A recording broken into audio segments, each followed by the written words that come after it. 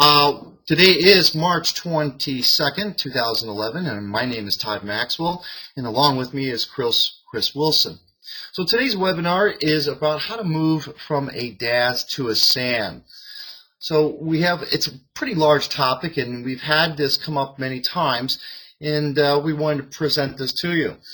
So let's start off with the beginning, because I want to create just a short PowerPoint presentation, and then we roll right into actually performing some of these steps. One of the topics, we want to determine the type of data that will be migrated to your SAN, using the DSS V6. And some of the factors to consider for speed, if you'll need a 1 gig or a 10 gig E for your NICs, or to use Fibre Channel. Now, setting up the DSS V6 will be easy with the iceGuzzi and Fibre Channel volumes, and I'll go over that method, how to do that. Also, creating your iceGuzzi and Fibre Channel targets. And then what we'll do is we'll connect to the iceGuzzi and Fibre Channel targets, and we'll use a Windows 2003 server to migrate your data. Once we do this, then expanding your iceGuzzi and Fibre Channel volumes more efficiently than a DAS.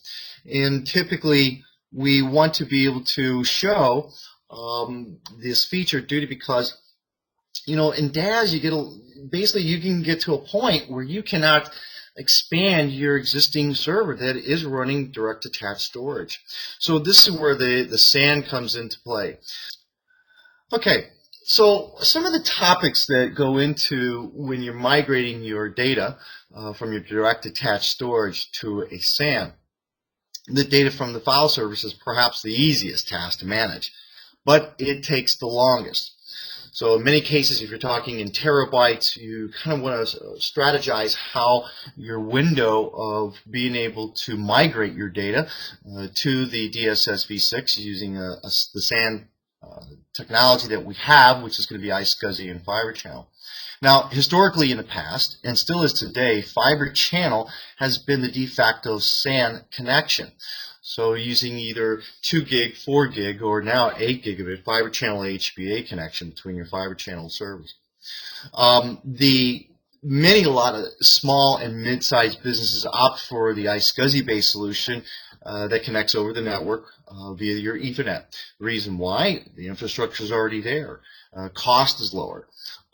There is sometimes the 10 gig E is probably more preferable and faster for migrating your data from your existing storage servers that have the direct attached storage, and then to using the iceGuzzi. iceGuzzi we've seen is more popular in the industry, and we're seeing a lot of it. When you migrate, typically planning is the #1 key success factor for any migration project, independently of the complexities. So not only does the upfront planning help shorten the duration of the migration process, but it also reduces the business impact and risk. So for example, is there any application downtime? So if you have any databases that need to be down, or can you stop the databases to be able to copy the majority of the database files and then migrate them over to the SAN? And then, of course, there's performance degradation. If you're copying from the server, what are the impacts while needing that server up and running? Then there's technical incompatibilities. Let's say you have an infrastructure that you may have you looking into building out. So you may want to look at if there are compatibilities or incompatibilities. And of course, you want to have some backup solution. So in case there is possible data corruption or loss that's on the DAS, you want to verify before migrating them to the SAN. So the migration plan at the end result is definitely planning. This defines what data is being moved, where it's being moved, and how it's moved. So when it is moved, and the approximate time, how long the move will take. So from here, you pretty much want to decide which way you want to go, or with all of them. Now, NAS typically is something that's not going to be part of the topic, but there are cases where you may just want to go ahead and copy your files to, let's say, a NAS share. But typically for this topic, it's going to be for SAN, which involves Fibre Channel volumes, or iceGuzzi, which is all block-based. So let's go ahead and begin, and we'll start off with first continuing on after the last presentation here, I want to thank you all for once again for joining the webinars, and we do have them planned, and please check our website for the next date and time. Okay, so let's go ahead and bring up the DSS V6 that we have here. And also want to make sure that we have our Windows 2000 system correct. Okay. All right. Now, I'm using the latest version, by the way, which is build 5217. Currently, that was released a couple weeks ago. Also, it has the new feature called the NFS Auto Failover. So let's talk about the Fibre Channel. I have some, let's say, on any server, whether it be what I have here on a DSS V6 to, let's say, Windows 2003 server, and I'd like to migrate the data off the 2003 server. So let's perform Fibre Channel. One of the first things you can do is you can use an 8 gig or 4 gig Fibre Channel. Preferably, obviously, the fastest speed is going to be the 8 gigabit Fibre Channel. And you can mix. So on my DSS V6 that I have here, I am using the 8 gigabit Fibre Channel. And on my 2003 server, I'm using the 4 gig. So you can use 8 gig to 8 gig, 8 gig to 4 gig, but it'll throttle back down to the lowest speed. Now, if you notice, QLogic for the DSS, the target mode is what we want to use to be able to present the target to the Windows 2003 server. So what we're going to do is provide a block-based device so that way we can initialize onto from the DSS for the 2003 to be able to log in and see it as a logical drive. So if you notice here, by default, the DSS places the QLogic HBA into initiator mode. All you have to do is be able to select the target for the port that you're going to be using. Now, you can use both ports, and you can also split ports. For this case, I'm going to use this port that is connected to the 2003 server, and it's directly connected. So you want to hit apply, and then this will make that port for the Fibre Channel HBA my target. So once this is complete, then we can go ahead and create our Fibre Channel volume. So let's go ahead and go to configuration. By the way, to get to the QLogic Fibre Channel settings, what we want to do is click on Setup, and then click on Fibre Channel, and there is where you can configure it for target or initiator mode. All right, now let's go ahead and create our first volume. And what we want to do is go into configuration, into the unit manager, and then here on the left you'll see VG00 that's already been created. So right now what we want to do is create our Fibre Channel volume. So what we want to do is click right here on the action button, pull down to the new Fibre Channel volume. And typically the defaults are fine where they're at. So the block size defaults to 512. There are other variables. We can make it 4096 or 512, depending upon your needs and references to what specifications you would like. But typically the defaults will work just fine. I do have the option to use volume replication, so I can replicate Fibre Channel volumes. You can pretty much replicate all the volumes for NAS, IceGuzzi, and Fibre Channel. And this is done over by via Ethernet. The initialization, I'm not going to select that now because it could take a long time. And the reason why is that the initialization writes the volume with all zeros. It is a good practice to have. We do make a notation on it because it's almost like doing a low-level format. And if you notice, we have the rate of when the initialization is done. Typically, if you have, let's say, you have users already using the DSS V6 and you would like to use the initialization, it's better for data integrity, you probably want to be able to put that on slow. If you put it on fast, it's going to dedicate a lot of resources to be able to initialize that Fibre Channel volume, and it could slow down the performance. So either do that after hours, or if it's a new system, then go ahead and you can put it on fast. So we're going to take off the initialization feature. We'll just select 50 gig for our new Fibre Channel volume, and we'll click on Apply. And here there's the note that for better reliability of fiber channel volumes, you should leave the initialization on, the checked for creating new fiber channel. But for this purposes, we can move forward because it can take some time. Now, once this builds the fiber channel volume, you'll see it noted as the next logical volume. So here you'll see that LV00 is the next form, and of course we have the icon, the type, and it denotes it as a fiber channel volume. At this point, let's go ahead and create our fiber channel target. So what we want to do is go to Configuration, and then go to Fiber Channel Target Manager, and select Groups. Now, in the beginning, what you're seeing here is the default group. This would be more of a public group. What we want to try to do at this, if we had many servers, is normally if you just had one server, default would be fine. But I kind of want to go a little further with this. I want to create a new group, and it will be more of a private group. So I'm going to call it Migration, which I've already saved it here.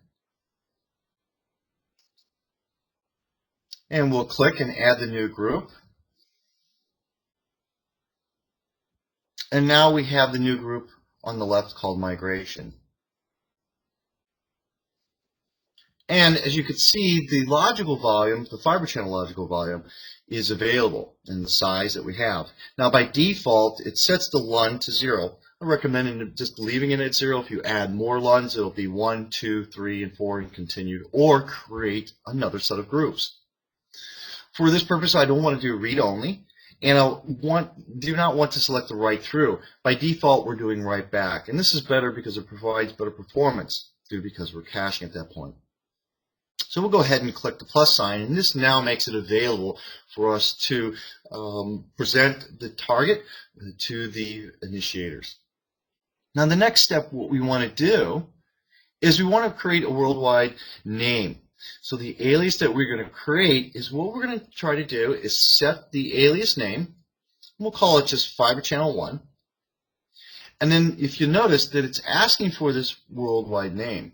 Now what this is the host bus adapter, the HBA, from the Windows 2003 server, or from the host that is trying to connect to the target.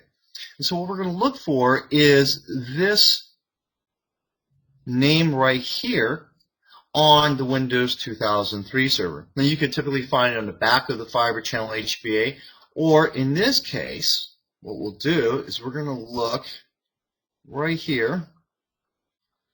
We're going to go on to the Windows 2003 system, and I have the Sans Surfer that I'm using, which is the QLogic Sans Surfer application.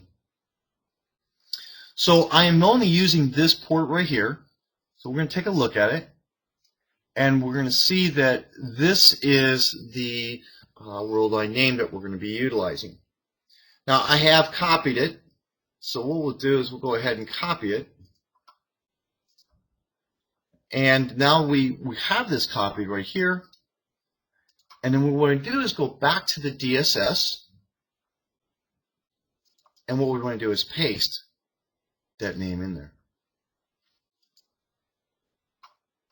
So now we have our worldwide name alias, and it'll be FC1. You can add as many as you want. Now we go back to the groups of the migration, and here we have our listing of worldwide name aliases that we can provide access to. So we're going to click on the FC1, and now we have assigned them into this column and hit apply. And once that's applied, now we should be able to connect the Windows 2003 Fiber Channel HBA with the Sans Surfer, verify the connection, and then be able to create our volume. So we'll go ahead and bring up the Windows 2003. We see that we have the device. Let's bring this up more, shrink this down. Okay, so this is where the Fibre Channel HBA from the Windows 2003 server is now connected to the DSS V6 target that we've created for that LV00 Fibre Channel target that is LUN0. So now at this point, what we want to do is right-click on My Computer in the Windows 2003 server, and let's go to Manage.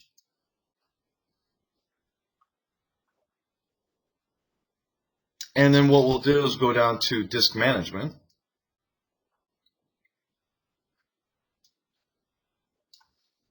Okay, so we're not able to see it, so let's go do some troubleshooting. Typically when I do these, I like to do troubleshooting so that way it helps you if you're not able to see it. So let's go ahead and connect back to the SAN server, because what I did was I disconnected it before and be able to bring it up online again.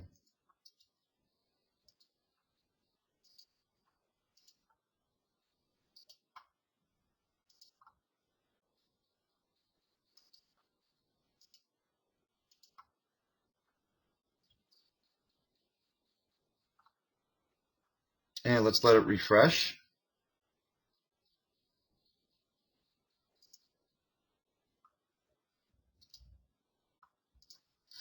And let's see, we have the target list. And let's do a rescan.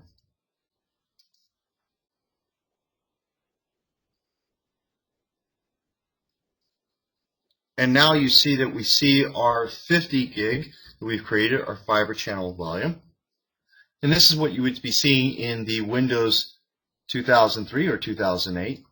And you want right now, what you want to do is you want to be able to initialize it. It'll denote it as it is not initialized. So what we want to do is right-click on that, and then select Initialize Disk. And then, of course, it sees it as Disk 1. And momentarily, it just takes a second. Now we can go ahead and create a new partition and be able to format that. So we're going to make this our primary partition and leave the default size. And we'll assign it the drive letter E. And of course, we're going to format it as an NTFS. We'll keep the allocation unit size to the default, and we can just name this Fibre Channel, just for simplicity reasons. And of course, we'll do perform a quick format. And at this point, we have all our settings and parameters, and we can go ahead and click Finish. And then this will format that Fibre Channel volume that we have, and you can see it just really quick. It performs this quite fast. All right, so let's see our drive and if it's available. And here it is. We see our Fibre Channel volume. It's named as Drive E. So now it comes into, okay, we have our data that we'd like to migrate and copy over to this new Fibre Channel.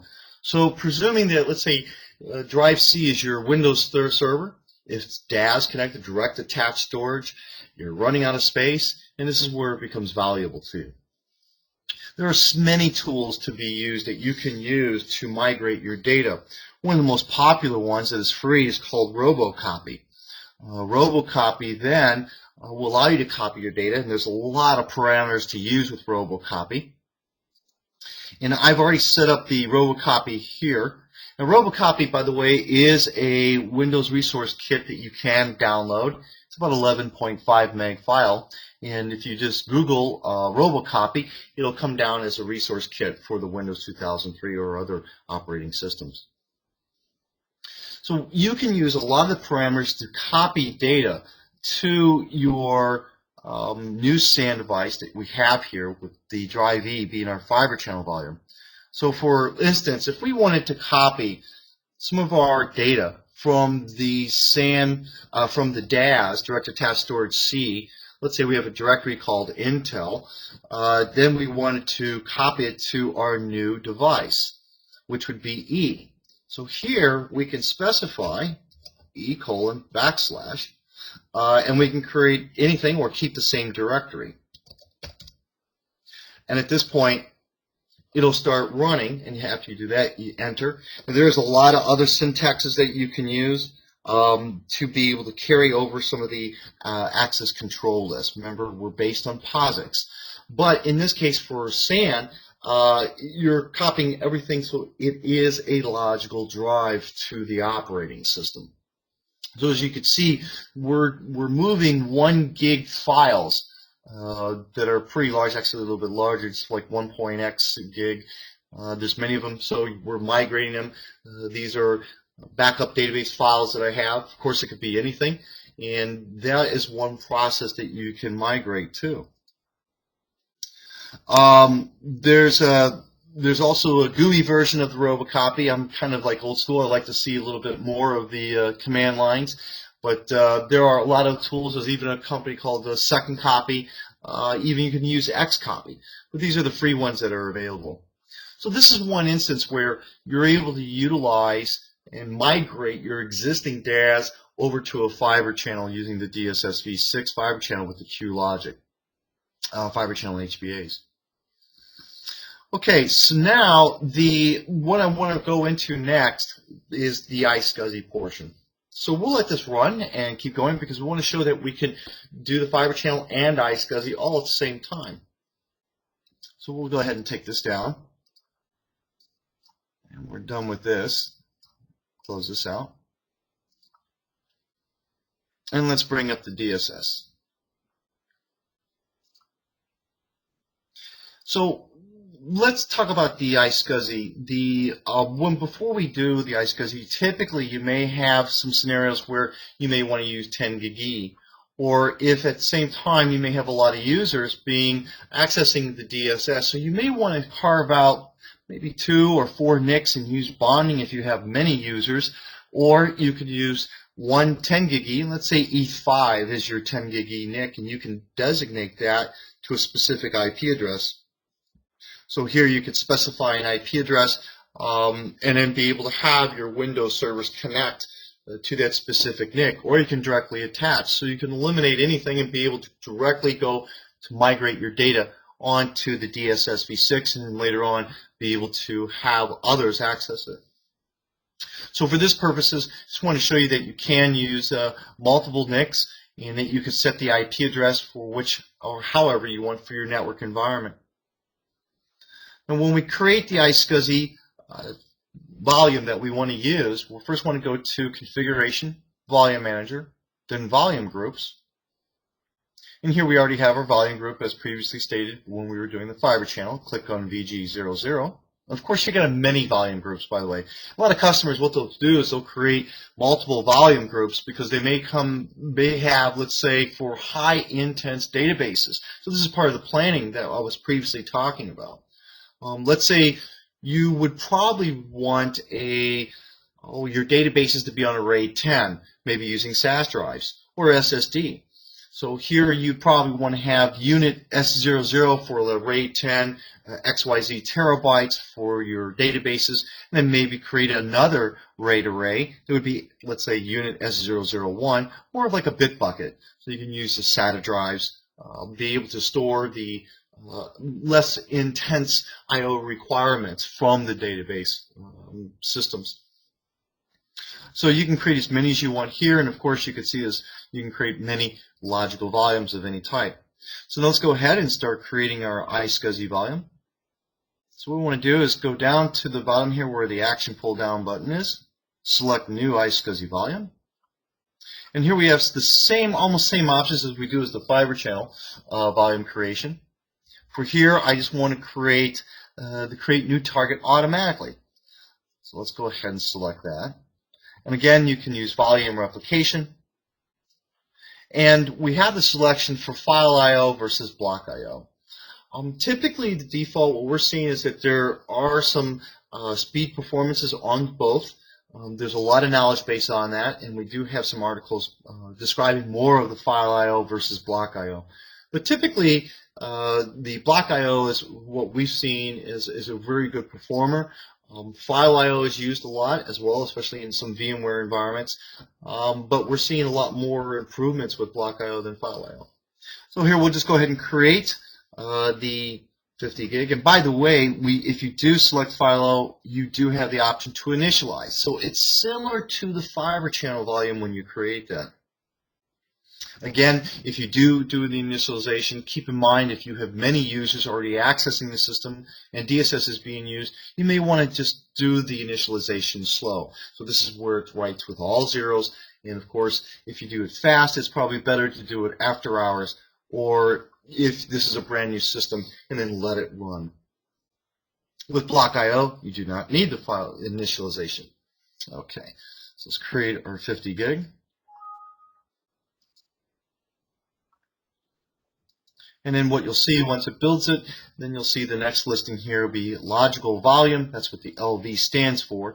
And then, of course, the numeration of 0002. And again, if you put your mouse over it, it basically tells you it's an IceGuzzi volume block IO. All right, let's go check our target. Even though it states info here, I just like to go over where these are stored so people can reference to it.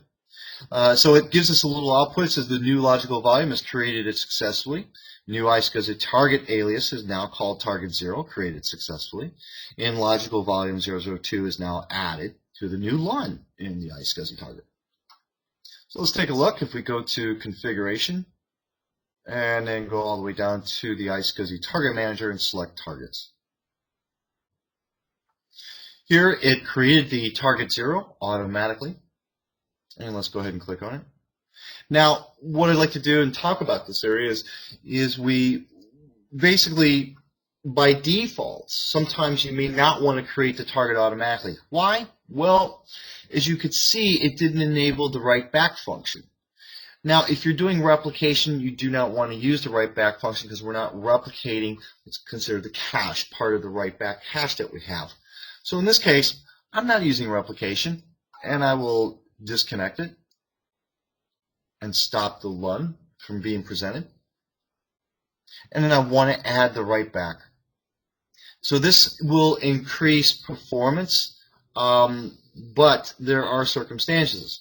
So if you probably, when you do select this, you want to use, let's say, a UPS to be able to also have a battery backup unit with your array controller is very helpful as well.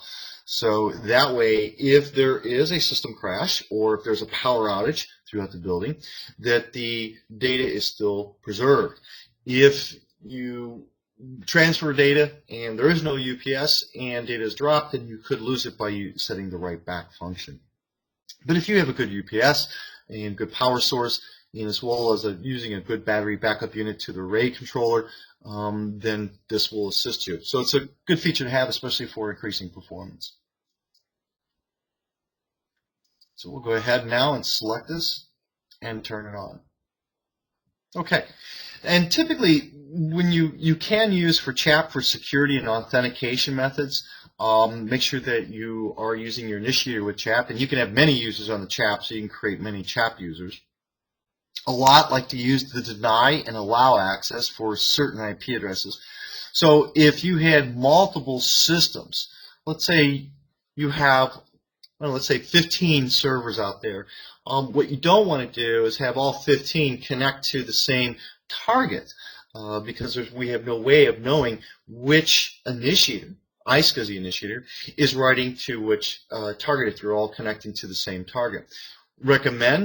Recommendation would be to create many targets and then have the, let's say, Windows systems or Linux systems that are the initiators to connect directly to those specific targets. And you can use the allow and deny access list. If you click on the question mark right here, you could see that, oops, I clicked on the wrong one.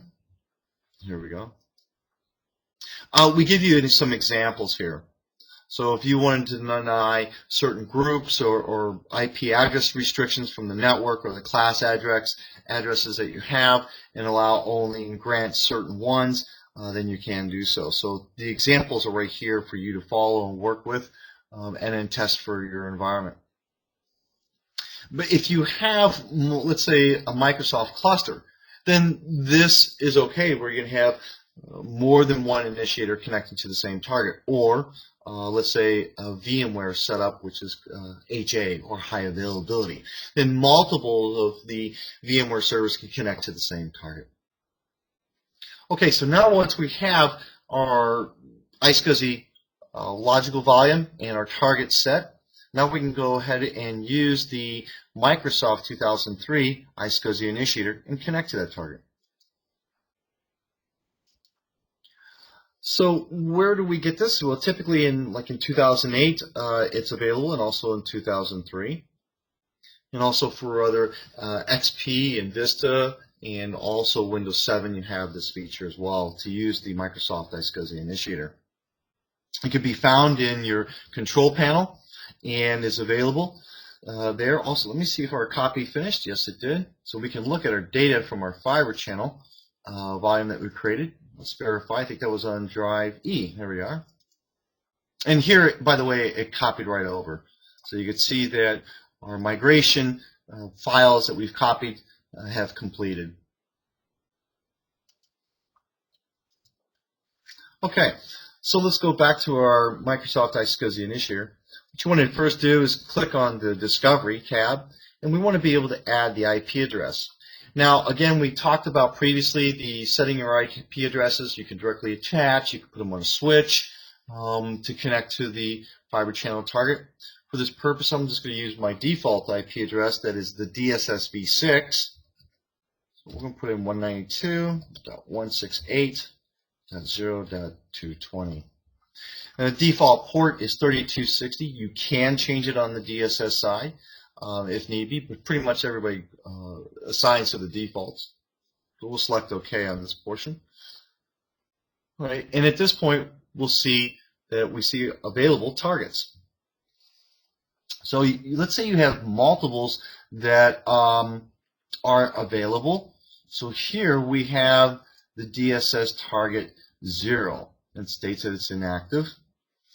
All right, now I have another server that's online, so it's picking that up as well. And what we'll do is we'll go ahead and just click on login for the DSS that we have right now. Once that's connected, it'll state that it is connected. That is the status. And let's go ahead and go to our computer management. So again, what we would do is go right click on manage, and then of course manage computer, and of course at that point in time you want to go to disk management, and here you will see that we have now it is seeing the iSCSI target that we've created. Again, you want to right click on the left button here that states that it's not initialized, and so we will quickly initialize it. Specify the disk to, and now that it's online, we can then go ahead and perform our format. So we'll go ahead and click the next steps. We'll make it primary, select the default partition size, and of course we'll select the next default letter. And we'll keep the defaults for the NTFS, the default for the unit size, as well as the volume, and we'll call this IceGuzzi. And we'll do a quick format.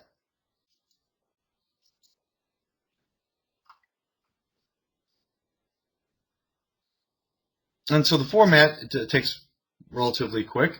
Of course, we do have a small size. Now we should be able to see, and we'll close this out. And we're done with our IceGuzzi Initiator. And we should be able to see our drive, and there's our iSCSI drive. Okay, so now let's migrate our data. So at this point, we can go right back into using Robocopy.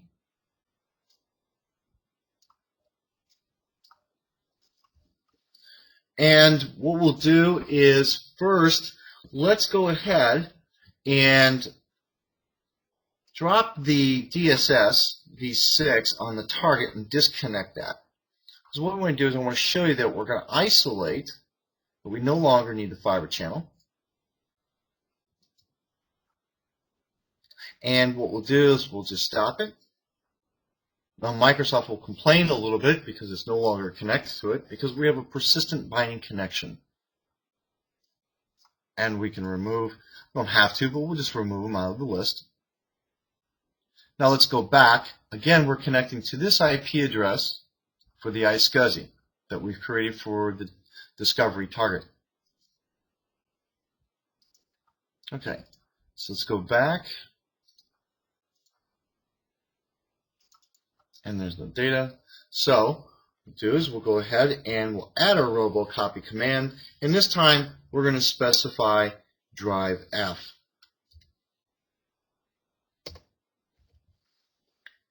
And as you can see, this will probably take longer because we're using 1 gig E. Again, you can use the Fibre Channel or the 10 gig E. In some cases, even InfiniBand. We do support InfiniBand, what's called IP over IV. And we also have connection mode. The other InfiniBand protocols we do not currently have. We are working on those to develop.